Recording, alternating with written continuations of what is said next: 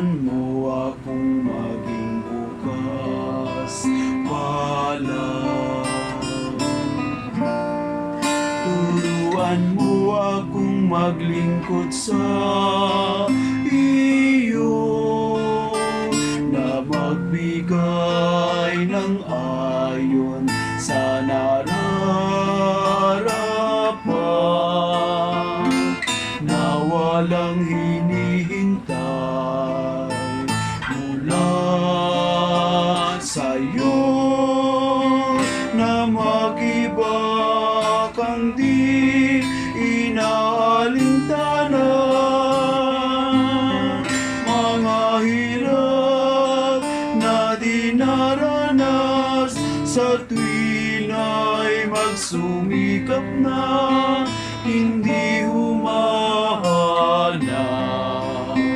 ng kapalit na kaginhawa,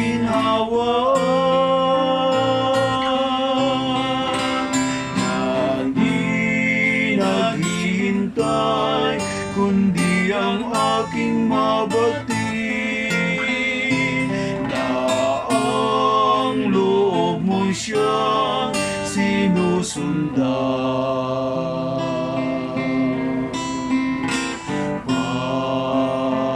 Panginoon, turuan mo akong maging bukas palad.